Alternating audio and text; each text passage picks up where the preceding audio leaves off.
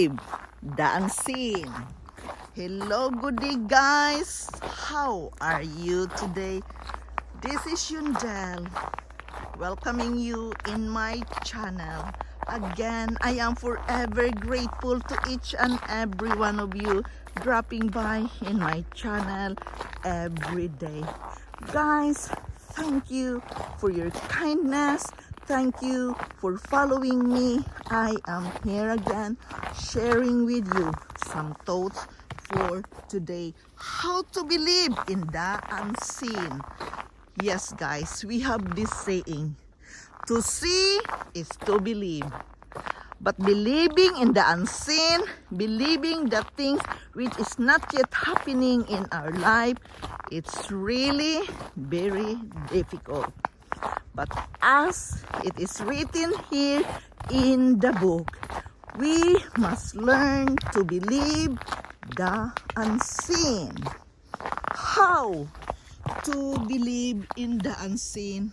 The creation process is so easy.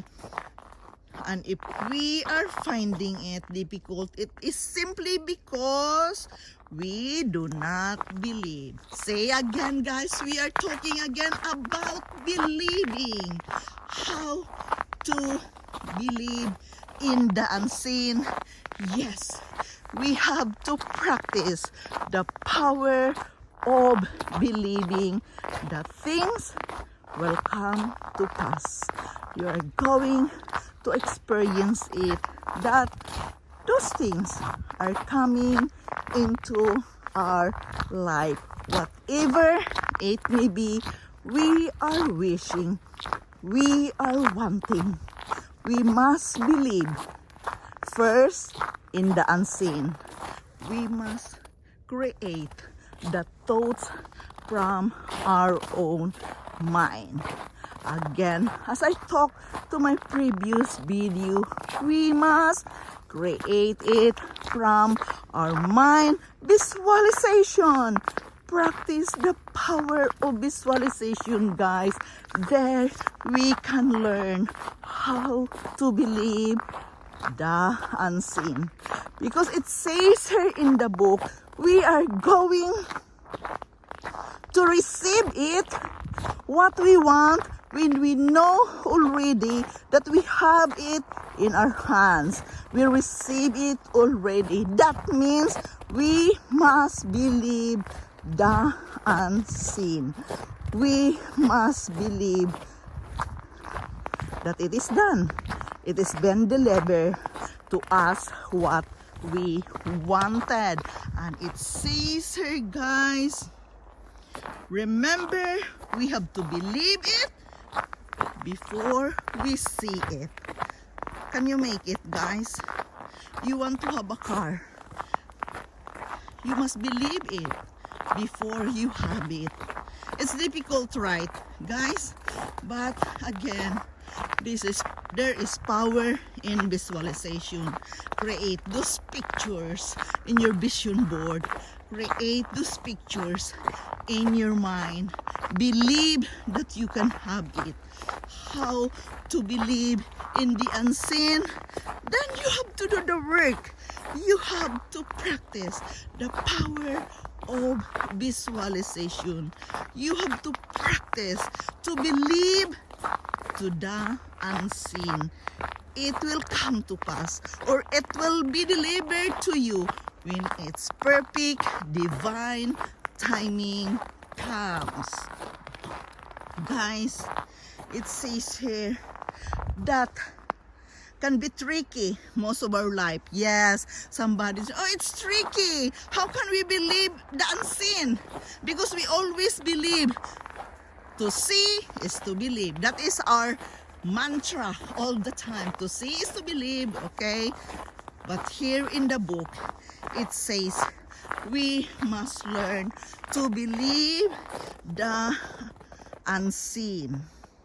It is tricky. Most of our life, you have only believed things when you have seen it. Yes.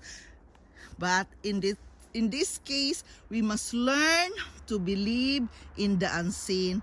There is a retraining to do with your mind. Okay, guys, here's the secret to learn how to believe in the unseen. We must practice restraining our mind. How to restrain our mind, guys? It is a work. We have to believe in the unseen, and that belief is the channel through which the unseen moves into sin. Remember, guys, have you heard me? We must restrain our mind. We must believe that we are going to see the unseen. It is again about mindset. It is again believing with ourselves that we can have it all when we are going to create it from our mind first. It is all about mindset. Remember, I told you, money is an inside job. Yes, money is an inside job because you are going to visualize it. You are going to create it in your thoughts, in your mind, that your bank account is full of money. As what the book says, yes, it is tricky. It is unbelievable because of that sentence that we believe. To see is to believe. That sentence always going on in our mind. But in the book says, we must learn to restrain our mind to see the unseen. To see and to believe the unseen. And the beliefs is the channel through which the unseen moves into the scene, that we can see it what we want. We can see it what we are creating in our mind. So therefore, guys, as I learned from this book as well, we must not think that our bank account is empty. We must think that our bank account is overflowing with money. You must create it in your mind, despite it is tricky. It is tricky, really tricky, because how can we have the thing? But the book says, guys, just believe it and let the universe deliver it to you. Let God deliver it to you. When you believe it, then there is a channel to lead the things to be seen. Even it is unseen. Yes, it can only happen if we believe it and we put our feelings into it. It's quite difficult because we have this sentence, to see is to believe. But in the book, we have to believe it before we see it. Can you change your mind, guys, into doing this thing?